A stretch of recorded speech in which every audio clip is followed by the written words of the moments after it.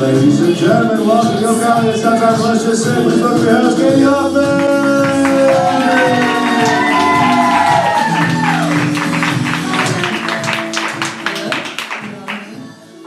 Hello and welcome to Let's Just Say, our storytelling night here at Go Comedy. Thank you for coming out and supporting your fellow storytellers. We have a wonderful list of storytellers. I'm actually going to put it down. But they're all going to talk about our theme this month, which is called Loveful, hence the Loveful song. Because love is a very powerful thing. It makes people do weird stuff, or funny stuff, or like very touching stuff. And sometimes it can be beautiful, and sometimes it can be destructive, and sometimes it can be fantastic. And so all of the stories you're going to hear tonight are their interpretation of that. So, sort of to get us started, my love story. My love fool story, if you will. When I was in college, I went to Michigan State and I was in the Spartan Marching Band, which is a band of like 300 people. And the uniform manager was a student, was like the dreamboat, you know, the guy that everybody wants to be best friends with, and all the girls want to date, and you think is just, you know, he's like the tall, sandy blonde hair, blue eyes kind of guy, and he was super funny. I say was, like he's dead. He's not dead. And his name is Alex, and he's still very much alive. And, but we were soulmates. He didn't know that. But we lived on the same floor in college, and we were friends because we were in the band, but we'd never, like, had a real connection or, like, conversation. And so I was getting my uniform, which is the most intimate relationship we had, where he was adjusting my pants. And, because it's marching band, so you wear marching band pants. And I noticed he's got, like, his band, his baritone case, and he's got a sticker on it that says, "Who is John Galt?" I was like, yeah, somebody over here knows what this is about. Perfect. I didn't know who John Galt was. And I had a cell phone. This is like mid-2000s, so it wasn't like 100 years ago, but it wasn't a smartphone. And so I'm like, I'm going to figure out what this sticker means, and then that's going to be our connection. That's how I'm going to start talking to him, and we'll fall in love, and we'll get married, and the rest of that will be history. And so I ride my bike to my dorm room, and I get on the Google, and I look up who is John Galt. Turns out it's a reference to a book called Atlas Shrugged, which in my head is a lighthearted romantic comedy. So I go to the Barnes & Noble, because yeah, it's 2005, whatever. And I go to the reference computer, and I look up Atlas Shrugged, and I go to the aisle that it's in, and it is, the spine is 2 inches thick. And I'm like, oh, this is for love. Me and Alex are meant to be together. And so I pull it out, and it's 1,168 pages. And at this point in time, I'm like a junior in college. I don't even read the required books for my classes. I was a senior, so I'd already checked out. I was not doing the required readings. I read slow. I'm a slow reader, so I don't do it for fun. I do Audible, which wasn't then. But anyway, so I purchased Atlas Shrugged, and I take it home, and in the wee hours, I'm thinking I'm going to finish this book in a weekend, knock it out. So during the time that I'm reading this book at night, which is a dark book, if you haven't read Atlas Shrugged, it is dark.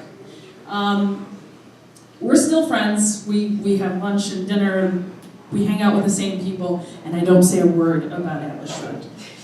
And I finally finished the book, and I note that I've like changed my political views, and my personality has kind of shifted because of this book, which I've kind of just like, let's not think about that. I'm still going to marry Alex, and it's going to be fine. And so one night we're alone in the cafeteria having dinner, and I'm like, this is my chance. And so I bring it up, and I say, hey, by the way, I've been meaning to tell you I love your sticker. And he's like, what sticker? I was like, your John Galt sticker. That's great, I love that book. And he's like, oh yeah, it's like, who is John Galt? You know, what does it all mean? Why bother? Because the whole point is like, John Galt's the, you know what, I'm not gonna get into it. It doesn't matter. The whole idea is that like, he's the righteous indignation of like social and political injustice, and I'm getting all upset. And Alex doesn't care that much. And I'm getting mad because he doesn't care. And I'm like, well, why don't you understand? Like, John Galt is the protagonist of Atlas Shrugged. Didn't you read it? He's like, no, I didn't read it. And I was like, you didn't read it, but you have the sticker on your case? And he's like, yeah, someone thought it was, like, funny, so I bought it. I was like, I just read Atlas Shrugged.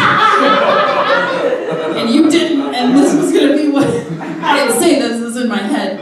And he didn't care. And that was when I was like, wait, we're obviously not soulmates. And a few months later, we stayed friends. He's not a terrible guy. A few months later, I graduated, and then I got a job at the House of Representatives in Michigan for the Republican Communications Office. And yeah, I know, I went dark. But I've since lived and been poor, so I'm not Republican anymore. But I learned that you don't have to read a book to connect with someone, especially a book like Atlas Shrugged, and that's what I did for love. So that's my story. Now I have other people who are going to come up and tell better stories than that, and hopefully not have read Atlas Shrugged. Goodness. So please help me welcome a nearly graduated improv student. She's a moth storyteller and an aspiring Jeopardy contestant. And you can see her perform with Duck Soup at Pointless Improv. Please welcome Sherry Owens.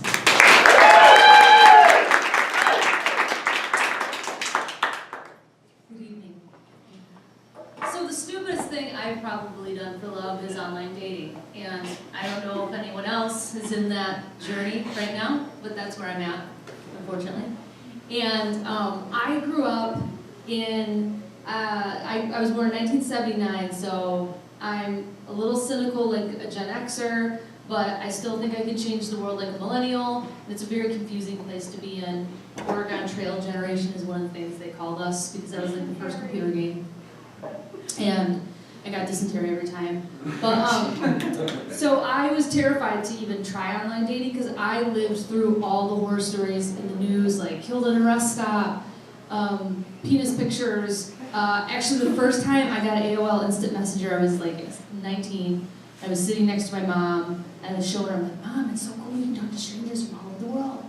And I said, watch, look. And then, Bob wants to connect. I'm like, hi, Bob.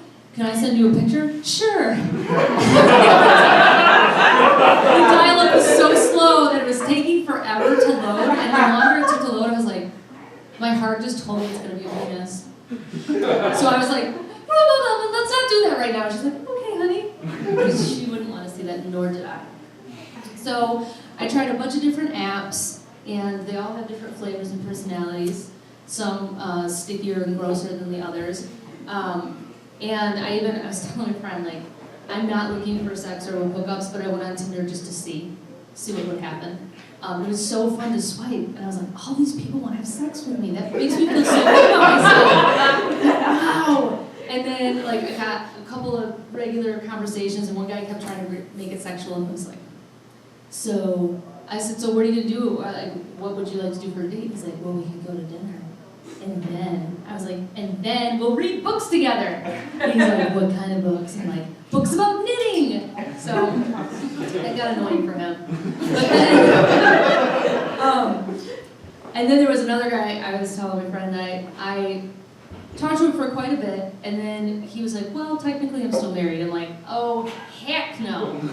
But I really wanted to not to date him, but he was like, let's just, by now we're friends, let's just have lunch as friends. And I'm like, why am I doing this?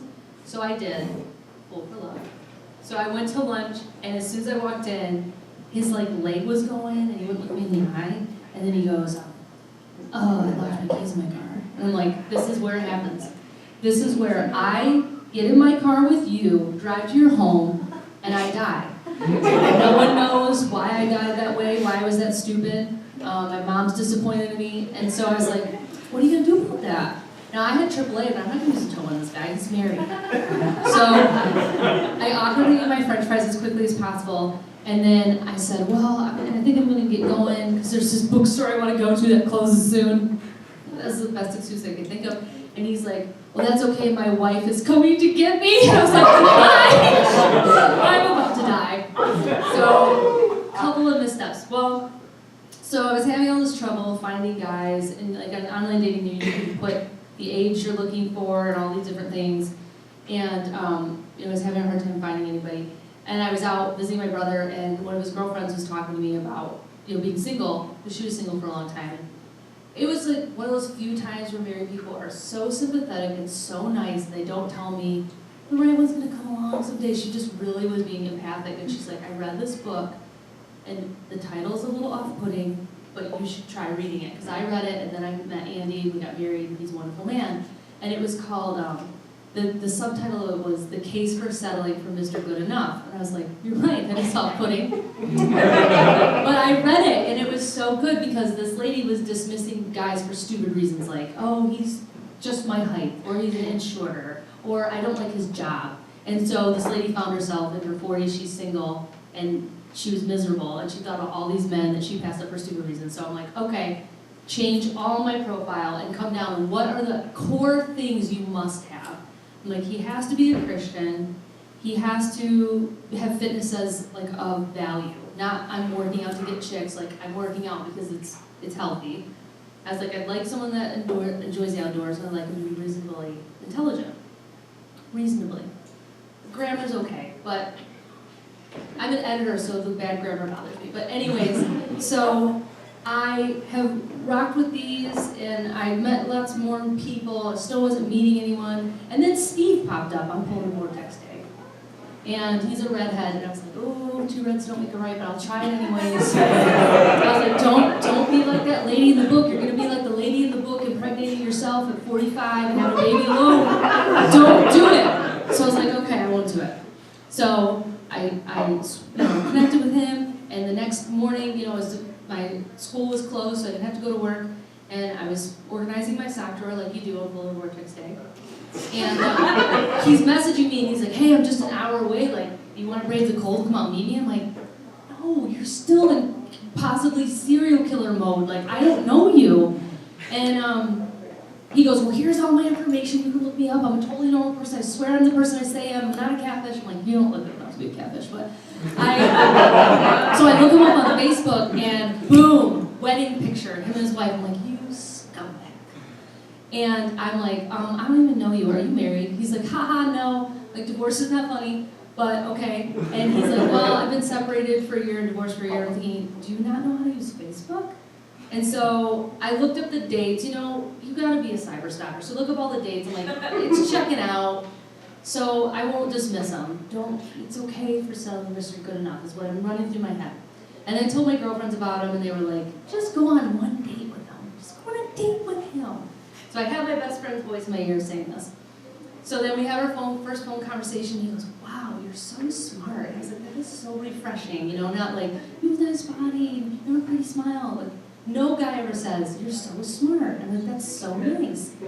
And then we're texting one day, and he's on vacation, we're texting, and I was talking about my day, and he said, oh, it sounds like the perfect day, but you're not gonna watch a Jane Austen movie. And I was like, there's still time for that. And then he was like, well, my ex really liked Jane Austen. It's not a deal breaker for me if you have a girls' night to watch them. I was like, what in the hell?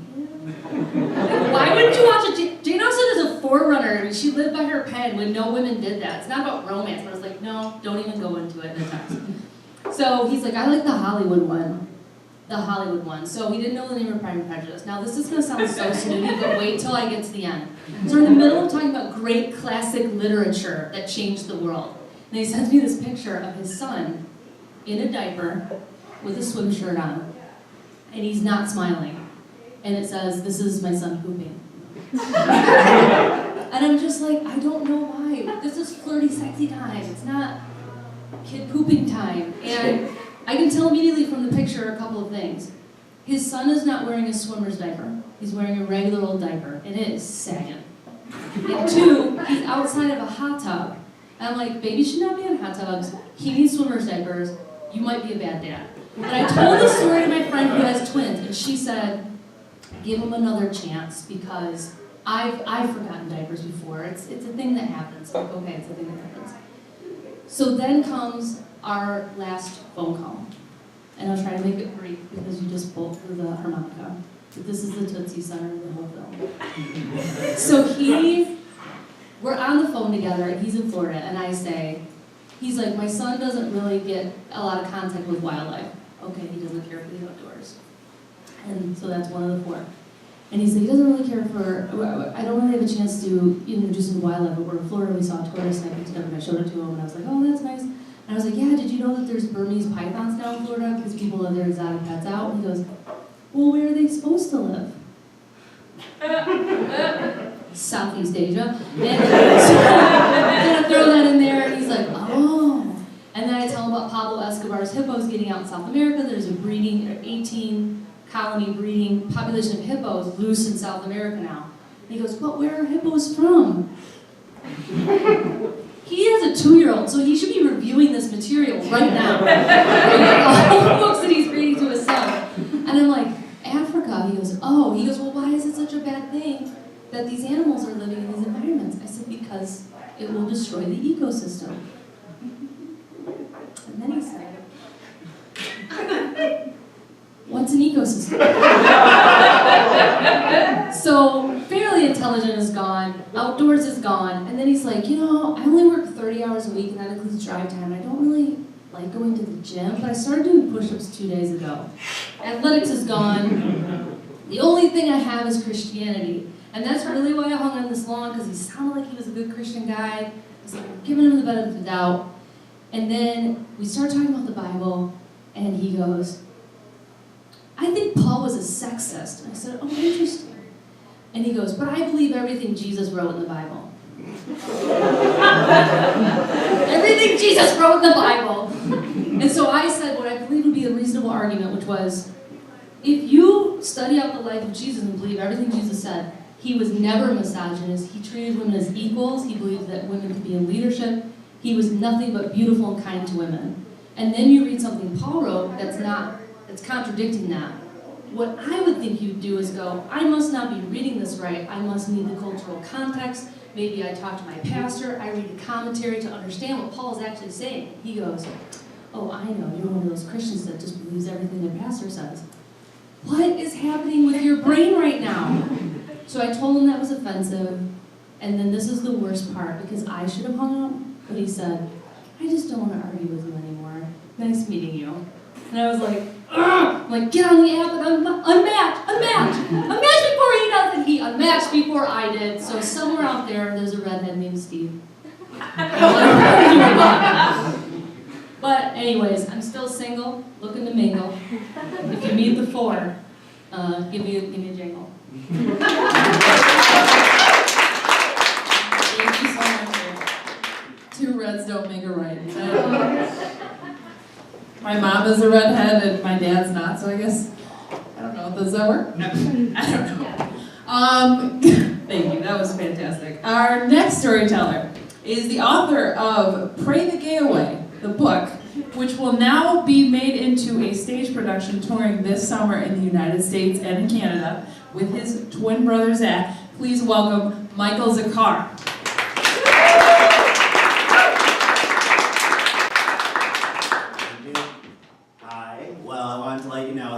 Not a great speaker, and that's why I got into this field, because I was good at one thing, and that was writing. And when I was a kid, I used to talk really fast, and my parents are from Baghdad, so when I was put in school, they actually put me in special ed because they thought I had a speech impediment, and it was the speech impediment, sorry, and they thought I was from Baghdad, so that's kind of what they thought. I was a foreign kid, and I didn't know what I wanted to be when I grew up because I wasn't really good at anything in school. I got made fun of a lot. I couldn't really find my path. So writing kind of just took its place. And I didn't know what to write because what do you write? How do you get the public to know? And when I came out at 18, my mom threw holy water at me. And, you know, whatever a good mom does. It's like Carrie. And I was like, well, that's weird. I'm going to put that on a sticky note. It might be a funny film one day. And then one day I got home, and my mom had her phone out, and she said, get on your knees. And I was like, okay, I'm really good at that. She threw holy water again and started recording it and told me, this is for God. God's going to see this, and you're going to go to heaven. And And I was like, that's another sticky note.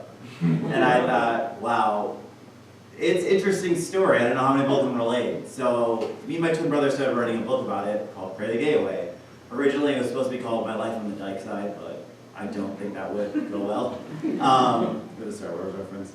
And so we started writing the book, and it started getting into a good format. We both looked at it and said, wow, this is going to be a good book. This is going to be something a lot of people can relate to, not even if you're LGBT, but if you're an outcast. So we really believed in the product we were writing. And we had it done, and I looked at it and I said, now what? Like, you have a product, what do you do with it? So I didn't know anything about putting a book out there in the world. So I Googled how to get people to read a book, because no one reads anymore. So I Googled, and you need an agent, and I've never had an agent.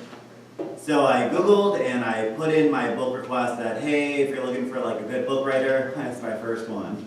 And resume was great. I got 50 no's.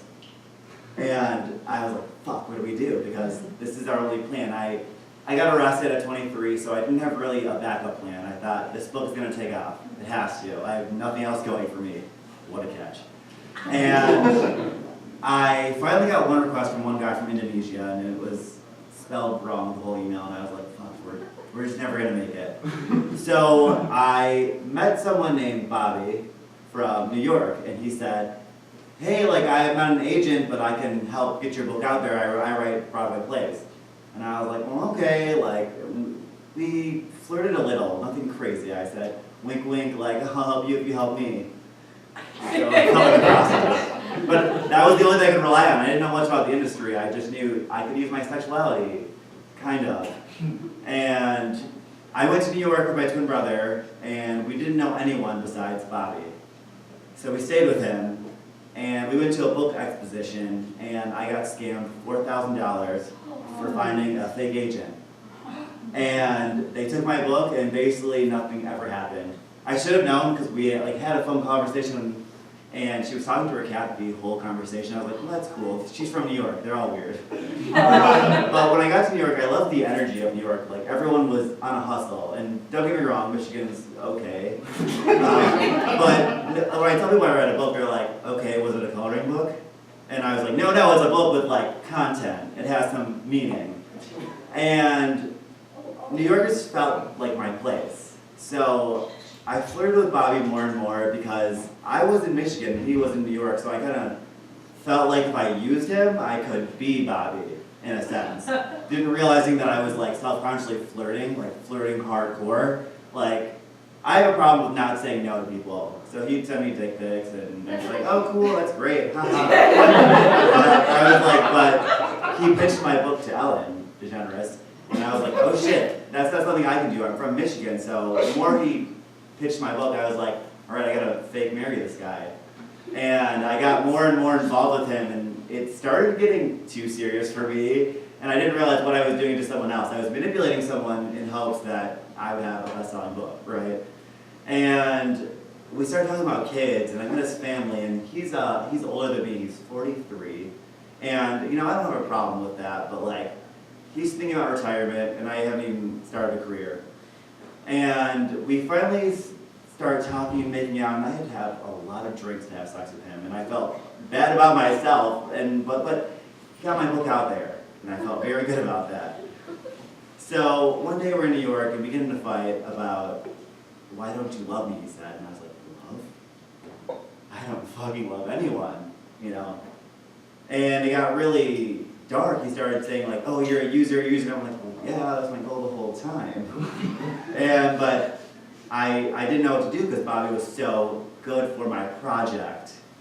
And just last month, I got an offer to turn the book into an off-Broadway musical around the US. And I texted Bobby, I'm like, well, I have no one that knows how to write Broadway musicals. Do you want to help me? And he's like, yeah, but I can't if I still love you. And I was like, don't worry, I love you too. And it got bad very fast after we wrote the play. We wrote the play and it was amazing. I was like, oh, fuck yes, ooh, everyone's gonna love that shit. And finally, he texted me 3 days ago, today, and he said, you're the person that no one's ever gonna love, and you're never gonna be successful, and everything will never work out for you because you're a user. But then I got an email yesterday that said my book went #1 on Amazon, so I'm okay with not having love. And that's my story.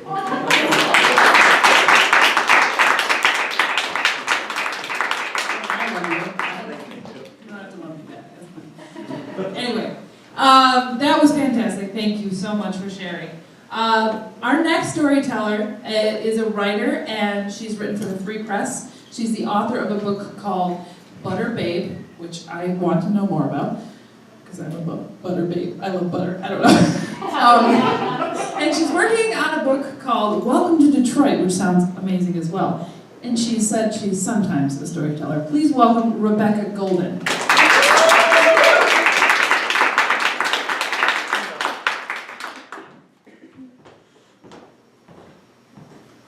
Most stories sort of begin at the beginning, and they sort of end at the end. And we all understand these things because when you're little, people read you stories that begin at the beginning and end at the end. And if you are lucky enough, or unlucky enough, to go to graduate school, don't. If it's free, it's not free enough. I'm going to say that right up front.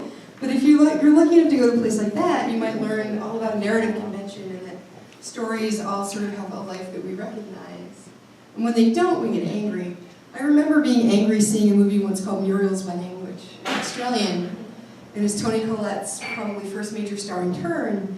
And I kept getting angry because of how not happy the ending was, because I was a very American and I was 22 and all endings were happy and everything resolved, and that wasn't the case really there. Perhaps I'm giving something away. This story doesn't start at the beginning. I'm going to start at the end and tell you that the guy dumped me pretty hard, and it sucked. But, you know, if you want to look at it from a philosophical, teleological, geographical, geological point of view, we're all dying at some point anyway. If you ask the dinosaurs about it, they'll tell you to have some fucking perspective. So, the story begins at the end where I'm dumped, but it also takes place sort of in my future after that dumping, in what I like to call the year or 2 years of Tindering stupidly. There's a way to call the Year of Living Dangerously. I like the shape of that title. I should know more about what it's about, but I think it's about some white guy in Asia on a sex tour or something. And I know Linda Hunt won an Oscar for it, for playing it, a tiny Asian man. Even though she's not a man and not Asian, and that's appropriative and wrong. I don't think she has to give the Oscar back. Probably not. But anyway, the Year of Tindering stupidly happened after this dumping. And I still think about being dumped during this Year of Tindering stupidly, because I've been trying to do this whole 3-track dating approach most of my dating life, which only started about 10 years ago. I didn't date anyone until I was over 30, because there was a point in my life, and this is a whole other story, where I used to weigh about 600 pounds and don't. And when you do that, you really don't date a lot unless you really like, I don't know, exploitative, weird relationships where people feed you cornstarch or something. I'm fuzzy on these details. I've never watched an episode of my 600-pound life. My mother, when I was at that weight, once asked why I didn't go on one of those shows or the Discovery Channel or whatever, and I said something like, well, I enjoy having dignity. And that turned out to be sort of true, depending on the context of a particular kind of dignity. But in that year, very shortly after I got dumped by the age-appropriate, job-having, insurance-providing white guy in his 40s, who I'm supposed to be really into.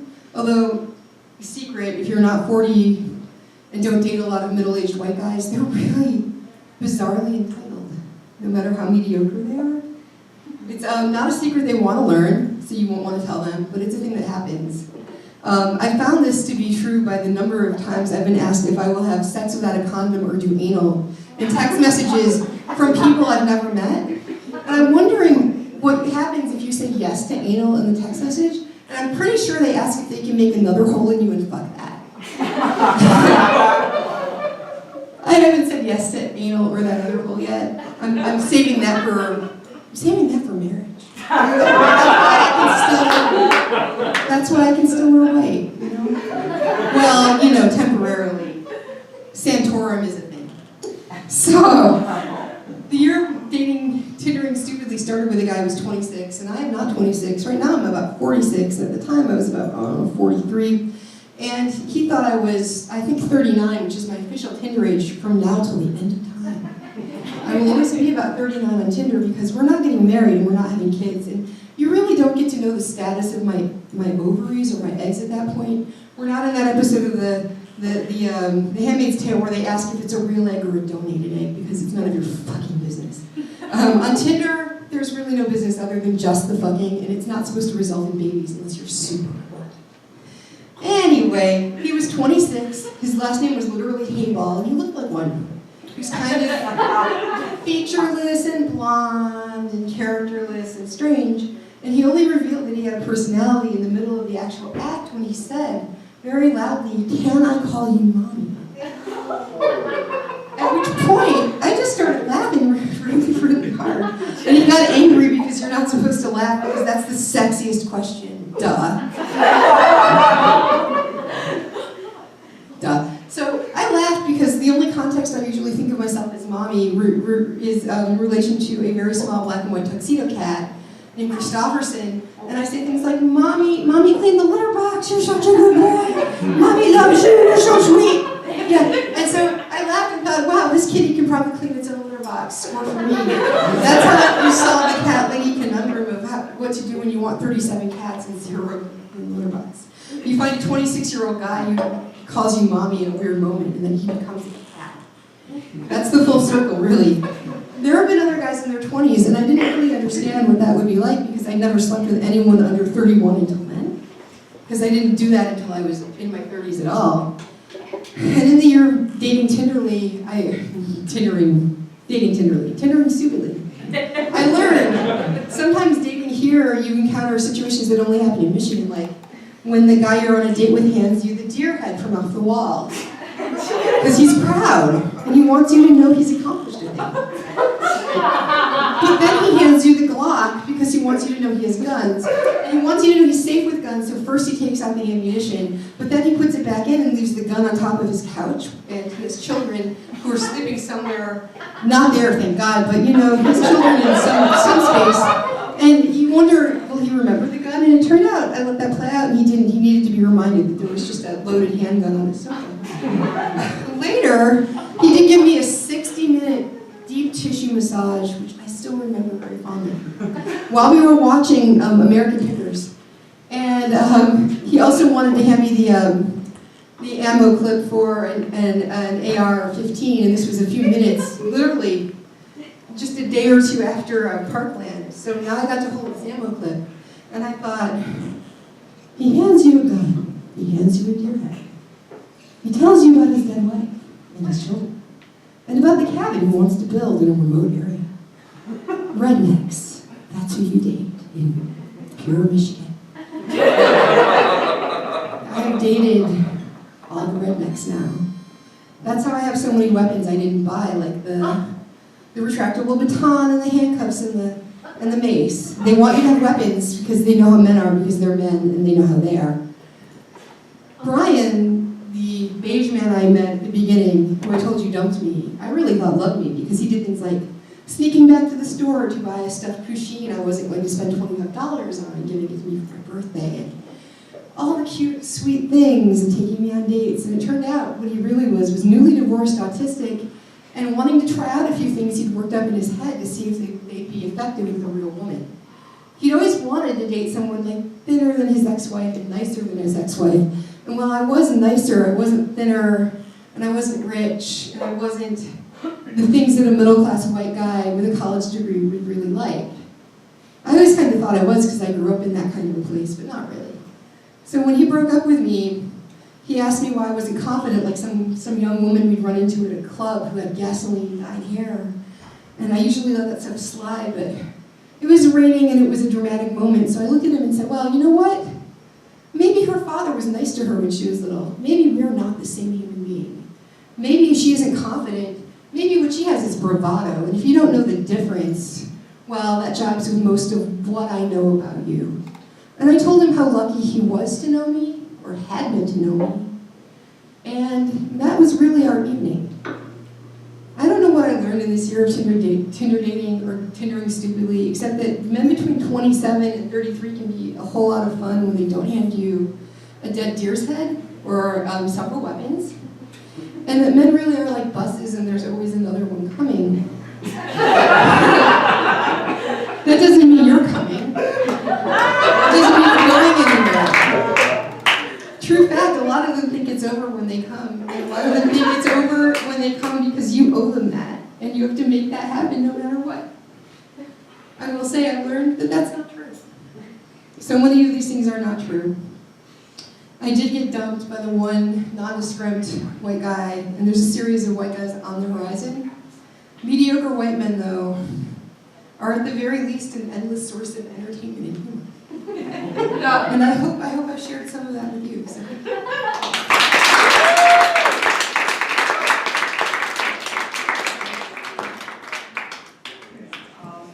If anyone ever hands me a deer head, I'm not sure what I'll do. But I will take a cue from you. Thank you, Rebecca. Our next storyteller is a Go Comedy improv student and a drummer and a fantastic person. Please welcome Jordan Allen.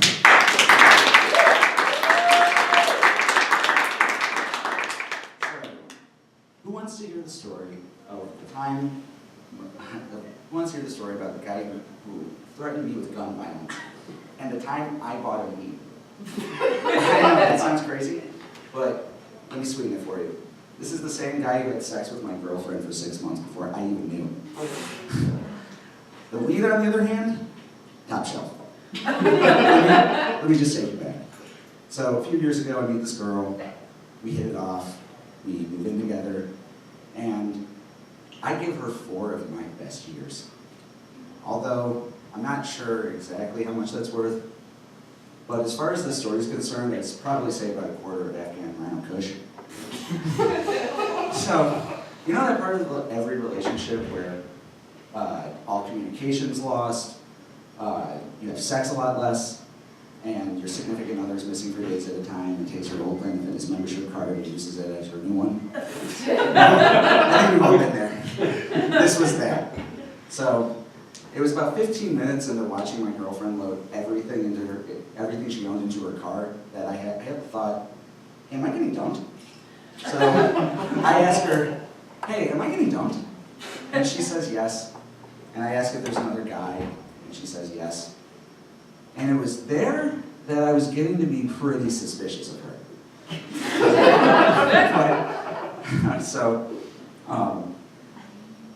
So a few days go by, we exchange text messages, and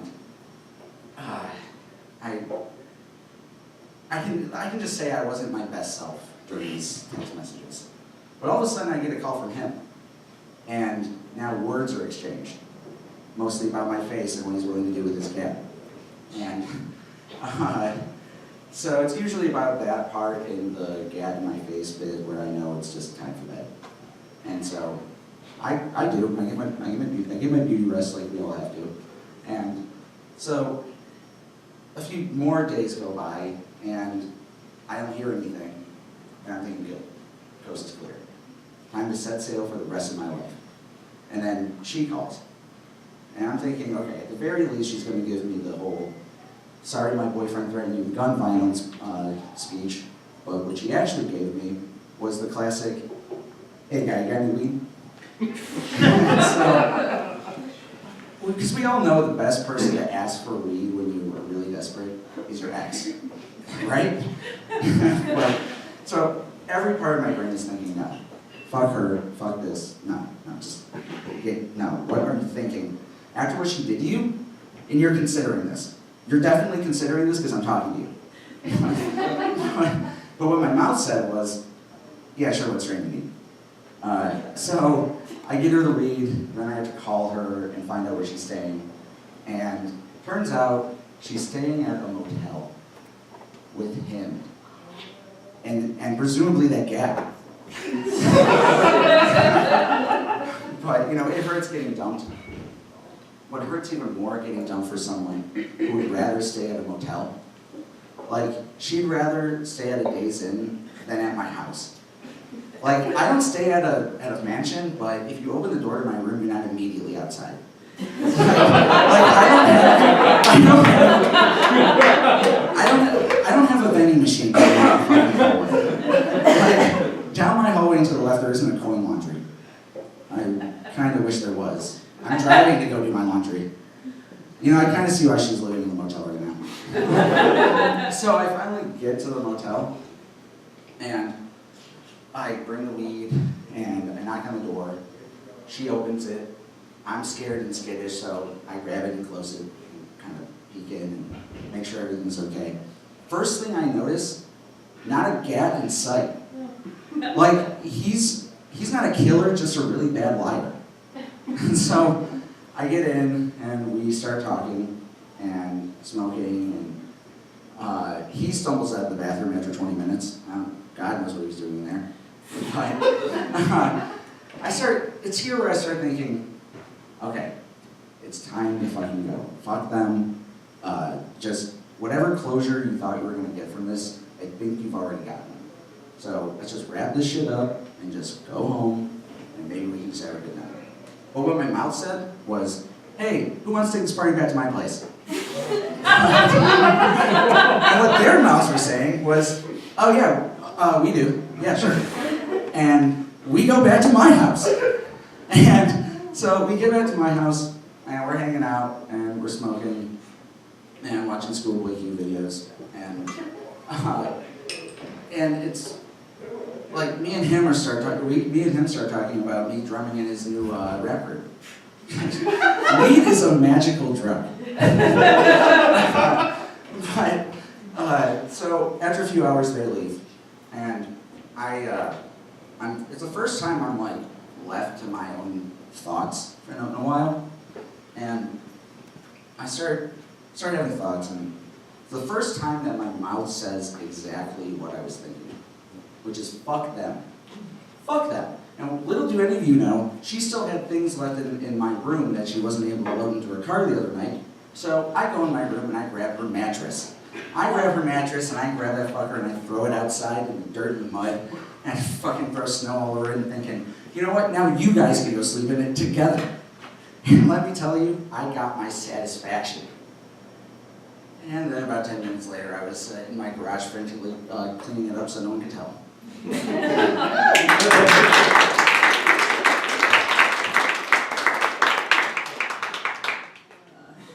I hope you're still not his dealer.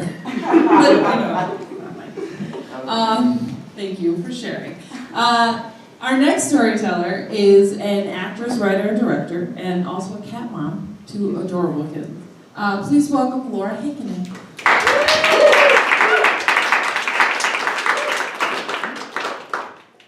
So here comes your buzzkill for the evening. One, I'm going to read a poem. Then I'm going to sit while doing it. I would also like to harken back to the name Steve and redeem it slightly. My brother is good friends with Katie, and he's basically the reason I'm here. From the House of Republicans, or whatever you want to call it. If I put this away, can you still hear me? Yes. Yeah? Cool. Can I turn this off? Cool. Cool. Yeah. So, maybe 5 years ago, can you guys see me? I met up with a couple cousins of mine who are very smart and came up with this idea of the doormat gene, which is basically where you open up your heart to somebody and trip and slip and get stepped on. So this is this poem. If I can get back to my notes. Okay.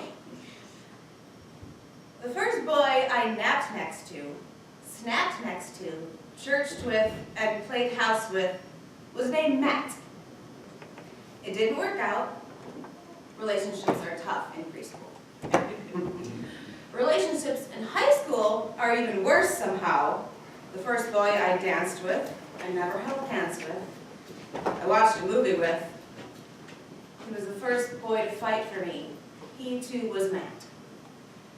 Then came the blackout of 2003, burned into infamy by the first drinks I had, the first sex I had, unfortunately, with a guy named Matt. When Transformers came to town, a man approached me and I found my first love. I soon miscarried, moved to California, where he never saw me, and I moved back. Matt. The last man to break my heart 3 times over, and once again, with lies and promises and vague illusions of never opening a door to another fucking Matt. Now, many heartaches over, 3 stinky cats, and plenty of SpaghettiOs. I live with a Steve. Every time I open our door, I unknowingly am erasing every shitty Matt who shut the door for me. For finally I had my Steve. My Urkel.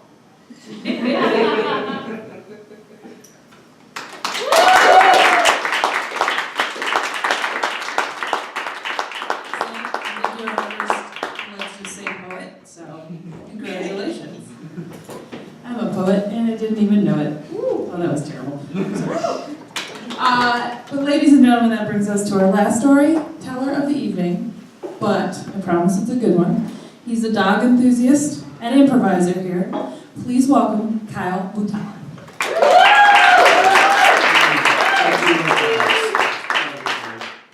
So my first experience with love and being a fool was in middle school, as you do.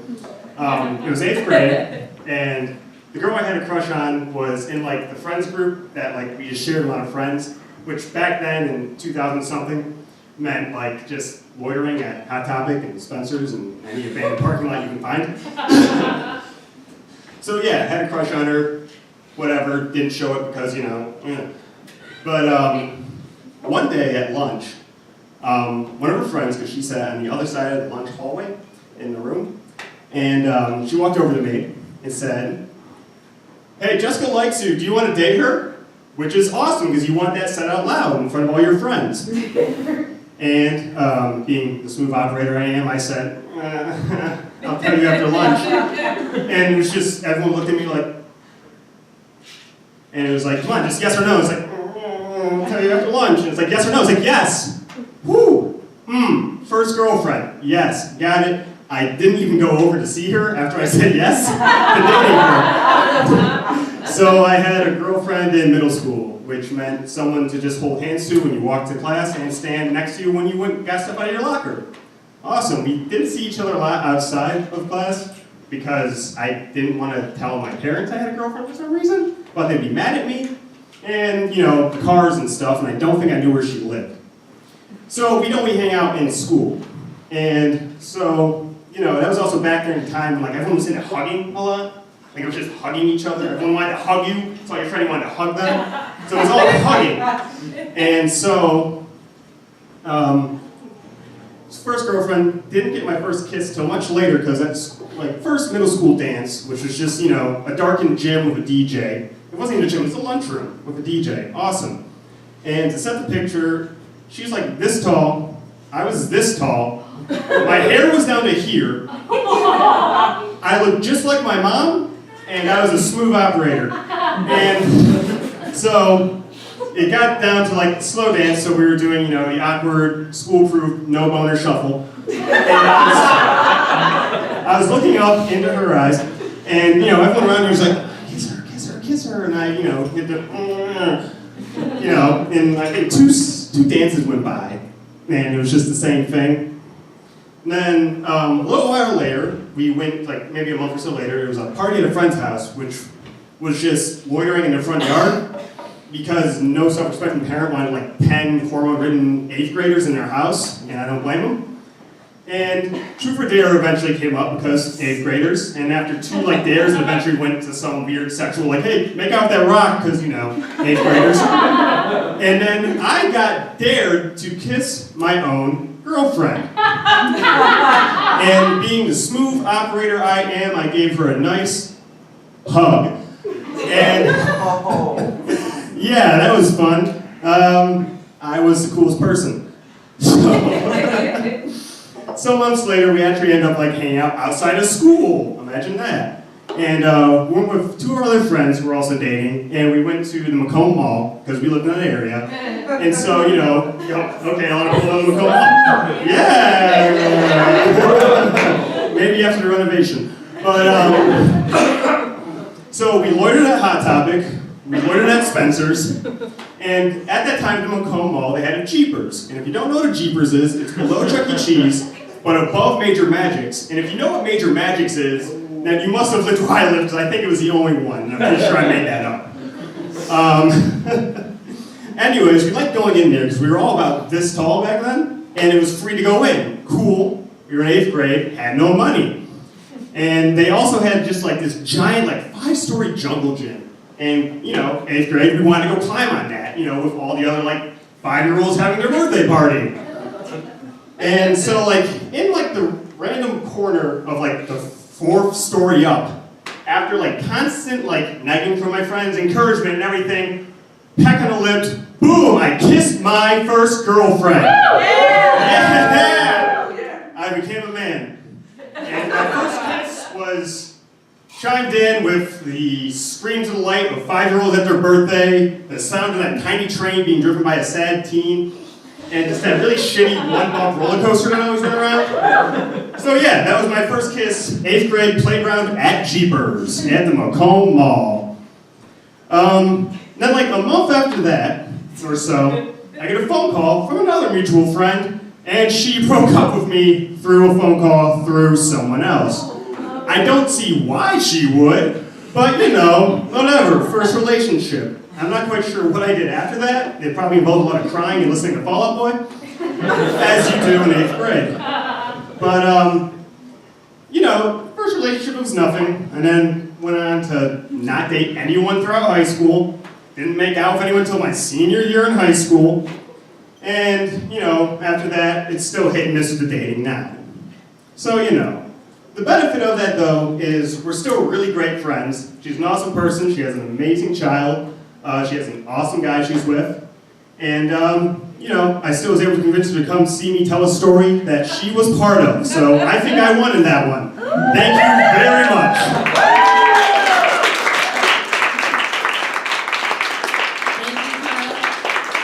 Thank you to all of our storytellers tonight. Please give them one more round of applause.